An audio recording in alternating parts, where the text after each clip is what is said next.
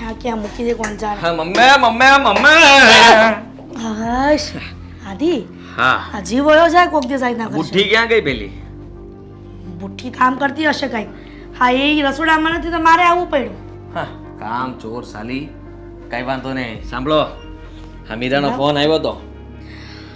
આદિ શું કીધું મીરાએ? હા જલ્દી કે ને. મીરાએ કહ્યું છે કે એના ભાઈને એ લોકો માની ગયા છે લગ્ન માટે. વાહ મારો દીકરો વાહ. તને ભગવાન 100 વર્ષ નો કરે. 100 વર્ષનો કરે કે ના કરે પણ શરણાઈ વાગશે હવે.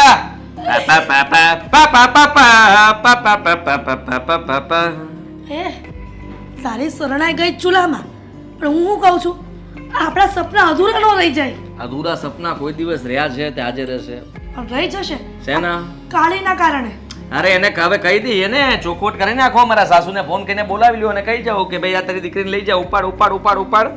છૂટા જેટાના કાગળિયા પર સહી કરાવી લેશું. વાર્તાય પૂરી નહીં આમાં હોય શું. આદિ હા ઈ ખાલી આમ રંગ રૂપે કાળી છે પણ બુદ્ધિશાળી બહુ છે, હોશિયાર છે. અને આમ જો આપણે જેટલા આમ એને ભોળી સમજી છે ને એટલી પેટમાં મેલી છે. અને સાંભળ આ બધી વાત કેવું ને લઈ આવશું ને સાંભળશે ને તો મને એમ લાગી પોલીસ કેસ કરશે. તું ક્યાં જઈશ? ક્યાંથી કરશે? હા કેસ કરશે ને હા તો કહી દઈશું ને કે જો હા મને તું નથી ગમતી હા અને તું અમારા ઉપર ફરિયાદ કરતી હોય અથવા તું એમ કહેતી હોય કે ભાઈ આ લોકો મને ખાધા ખોરાકીને ઘરની બહાર કાઢે છે તો આ વાત ખોટી છે. ઘરમાં રહે અમે ક્યાં ના પાડી. હા બે પત્ની તો રાખી શકાય ને. એ વાત પણ સાચી છે આદિ. આમ પણ એ જો એટલી બધી હોશિયાર ન રહીને કેસ ન કરતી હોય અને આ ઘરમાં રહેવા માંગતી હોય તો મને કાંઈ વાંધો નથી. હા તો મને વગર પગારે કામવાળી રહે. હા આ ઘરના કામ તો એ કરશે હા. અને ઘરમાં આમ પણ આપણે જરૂર જ છે. મીરા પાસે કઈ બધું કામ કરાવવું જરૂરી નથી. આ ભલે ને ઘરમાં પડી રહેતી અને આપણે નિરાતે ને મજા કરીશું. હા એ વાત પણ સાચી છે. પણ આદિ આ એના ઘરમાં એના સભ્યોને મળવા ક્યારે જવાનું છે? હા મીરાને ત્યાં. હા અરે તમે કયો એટલે તૈયાર થઈને જઈ આવીએ. પાકું ને? પાક્કું ડન ડન ડન. પછી જવાના ટાઈમે ઘરવાળાને હાફ કાઢીને ન બેસતો. અરે પણ એમાં શું આપણે તો તૈયારી કરી જ નાખી છે બધી એ લોકોએ. તો આપણે ખાલી મળવાનું છે ને વાત ફાઇનલ કરીને લગ્નની તારીખ લઈ લેવાની છે એટલે વાત થઈ પૂરી. અને આ કાળીને કહી દઈશું જો અગાઉથી પ્લાન કરી નાખ્યું છે બધું. એને કહી દેવાનું છે કે હું મારી બીજી પત્ની સાથે રહેવા માંગુ છું. કર આમાં સહી. તને આ ઘરમાં રહેવું હોય તો મને કાંઈ વાંધો નથી ને આ ઘરમાં બીજી પત્ની આવશે તારે રહેવું હોય તો રહે, ન રહેવું હોય તો જઈ શકે. તારી મરજી. આદિ તું ગયા જન્મમાં કદાચ વકીલ હશે. હા ગયા જન્મમાં શું? હા? હા એટલે ગયા જન્મમાં હોય પણ શકું. આ જન્મમાં નથી બન્યો એટલે. બસ હવે પણ મને તો એક વાતનું ટેન્શન છે. હા એની માં આવે તાળું કે નહીં તો સારું. એની માં એક વિચિત્ર લાગે છે મને. હવે એ હોલાને ઉડાડી દેશું. એમ પણ એની ઉંમર થઈ ગઈ છે. હા હા હવે કઈ જાજુ જીવવાના નથી એ. ઓલો વિચિત્ર છે ને એ ઉડે એમ નથી. એ એકદમ આમ બંધાઈને ખૂતાડીને બે એમ છે જમીનમાં.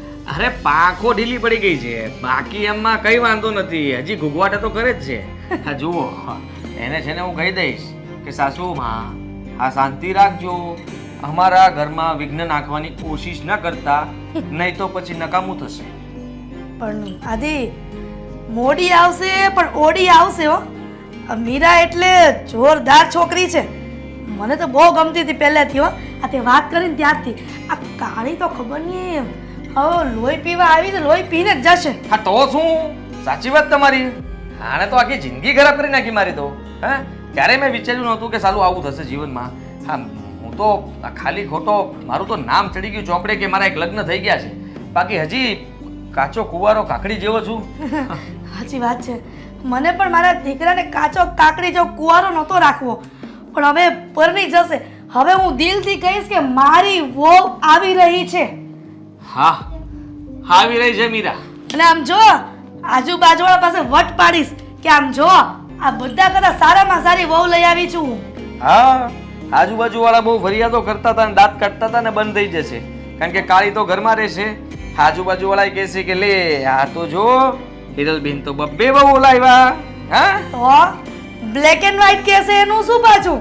હા બ્લેક ને છોડો ને વ્હાઈટ ના વખાણ કરશે ને. હા એ કામની વસ્તુ કહેવાય. એટલે ચાલો તમે હવે ફટાફટ બધી તૈયારી કરવા લાગો અને જ્યારે આ કાળીને એના મમ્મીને કહી દેજો, સમાચાર પોગાડી દેજો, જે પોગાડવું હોય તે. હા મારો વરરાજો વાહ સમજો હવે તું મોજમાં રહેજો મારી જેમ હો. અરે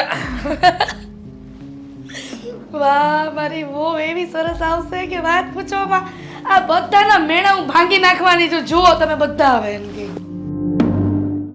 હિરલબેન, કેમ મને અહીંયા બોલાવી? કંઈ કામ હતું? કામ હોય તો જ બોલાવ્યા હોય ને. અને આમ પણ કામ વગર તમારું કામ શું છે અહીંયા આવવાનું? અરે જે હોય તે પણ શાંતિથી વાત કરો ને. આજ દિન સુધી તમારી સાથે શાંતિથી જ વાત કરી છે, પણ તમે અને તમારી દીકરી કોઈ દિવસ શાંતિથી વાત માની જ નથી અને અશાંતિ ઊભી કરી રહ્યા છો મારા ઘરમાં. હવે પાછું શું કર્યું મારી દીકરીએ? કર્યું કાંઈ નથી, પણ અમે કાંઈક ઘરમાં નવીન કરવા જઈ રહ્યા છીએ, તો તમારે આમાં પૂરેપૂરો સપોર્ટ કરવાનો થાય છે. પહેલાં તમારા મોટા દીકરાનું નક્કી કરો છો, તો મારું મદદની જરૂર હોય તો મને ચોક્કસ કહેજો. તમારા મદદની ખાલી અમારે એ જરૂર છે નહીં, પણ મદદની જે જરૂર છે ને એ હું તમને વાત કરી દઉં છું કે તમે તમારી દીકરીને કહી દો કે છૂટાછેડા લઈ લે. મારો દીકરો બીજે પરણવા માંગે છે. હિરલબેન આ શું વાત કરો છો? જે કહું છું બરાબર જ છે ને. અરે આ કંઈ લગ્ન એ કંઈ રમકડું થોડું છે કે જ્યારે મજા આવી ત્યારે લઈ ગયા અને હવે મજા નથી આવતી તો કાં તોડી નાખ્યું કાં વેચી નાખ્યું. લગ્ન એ થોડા કહેવાય. અરે પણ વેવાન તમે કેમ સમજતા નથી? આ પરાણના પૂન જેવું છે. આ પરાણે લગ્ન કર્યા છે તો મારા દીકરાને કાળી નથી ગમતી. આ મારા દીકરા માટે સારામાં સારી છોકરી ગોતી છે અમે. હા તો કાંઈ નહીં, પણ હવે લગ્ન થઈ જ ગયા છે તો પડ્યું પાનું નિભાવવું પડે. નથી નિભાવવું, પણ કીધું તો ખરી આ જબરજસ્તીના સોદા ન હોય જીવનમાં. અરે નિભાવશું, એને કોઈ વાંધો નથી. તમને એટલા માટે બોલાવ્યા છે કે જુઓ, હું બીજા લગ્ન કરવાનો છું, મને કોઈ રોકી નહીં શકે. હા, તમે હવે ખાલી એટલું યાદ રાખો કે તમારે તમારી દીકરીને તેડી જ આવી છે, છૂટાછેડા આપવા છે કે પછી આ જ ઘરમાં રહેવા દેવી છે? નહીં, કાયદાકીય છૂટાછેડા તો ન જ આપી શકાય ને. તો પછી અમે ગેરકાયદેસર આદિની ઘરવાળી તો લાવી શકીએ ને. અને જો અંકિતાને ન જ રહેવું હોય તો અમે ઘણા બધા ઓપ્શન્સ મૂક્યા છે ને તમારી સામે, પણ 100 વાતની એક વાત, અમને આ કાળી વહુ આ ઘરમાં ન જોઈએ. આજે ભૂતકાળમાં ભૂલ થઈ ગઈ છે એ અમે ભવિષ્યમાં દોહરાવવા નથી માંગતા, એટલે વર્તમાનને સારી રીતે જીવવા માટે અમે આ નિર્ણય લીધો છે. બરાબર. તમે બંને શું બોલો છો? લે, આને તો આઘાત લાગી ગયો. આઘાતમાંથી બહાર આવ. હા, હું છે ને લગ્ન કરવા જઈ રહ્યો છું અને લગ્ન કરીને મારી પત્નીને લઈને અહીંયા જ આવીશ. હા જો, તને જો બહુ એવું લાગતું હોય, દુઃખ લાગતું હોય ને તો તું સહી કરી દે. હું તને ડિવોર્સ આપવા તૈયાર છું. તારી રીતે તારે બીજા લગ્ન કરવા છે કરી લેજે. બેટા, જબરજસ્તીથી અહીંયા રહેવામાં કોઈ મજા નથી. હે બા, હું છૂટાછેડા નહીં આપું. આજે નહીં ને કાલે નહીં. અરે આદિ, આ કાળી વહુ એમ કહે છે કે છૂટાછેડા નહીં આપે તો બેટા આપણે ને કામવાળી તરીકે રાખીએ તો પણ એને પોસાશે નહીં ને પાછું. બેટા, તારી નજર સામે તારો પતિ બીજી પત્નીની સાથે રહેશે અને એને પત્નીના બધા હક આપશે, એ તારાથી જોવાશે નહીં ને? બેટા ઘરે ચાલ, આપણે બંને એકબીજાના સહારે આખું જીવન કાઢી નાખશું. ચાલ મારી દીકરી. ના બા, હું નહીં આવું. હું આ જ ઘરમાં રહીશ. આજ અરે કરો. વાહ ભાઈ વાહ, સારું કહેવાય. હા, તમારી દીકરી તો કોઈ વાતે સમજવા તૈયાર નથી. બેટા, આ લોકો તને શાંતિથી નહીં જીવવા દે અને કામવાળી કરતાંય બદતર જિંદગી થઈ જશે તારી. એના કરતાં કહું છું, ચાલ આપણે મા દીકરી એકબીજાના સહારે જિંદગી કાઢી નાખશું. પણ બા, જ્યાં સુધી હું જીવું છું ત્યાં સુધી કાયદાકીય રીતે બીજા લગ્ન ના કરી શકે. ઓહ, એ બરાબર. કાયદાકીય. મારી વાત સાંભળી લે, મને ખબર છે. હા, જો તું ના પાડીશ તો હું બીજા લગ્ન નહીં કરું ને, લગ્ન નહીં કરી શકું, પણ મંદિરની સાક્ષીએ, આ પૂજારીની સાક્ષીએ અને ભગવાનની સાક્ષીએ હું લગ્ન કરી લઈશ. મેં તને કહી દઉં કે હું આ ઘરમાં તો નહીં રહું. જો તું કંઈ પણ પગલું ભરીશ, કેસ બેસ કરીશ, એવું કંઈ કરીશ તો આ ઘરમાંથી ધંધા કરવા માટે નોકરી માટે હું બહાર જાઉં છું એની સાથે બહાર રહીશ. બા તમે સમજાવો ને આવું ના કરે. બેટા જે સમજે એને સમજાવાય ને.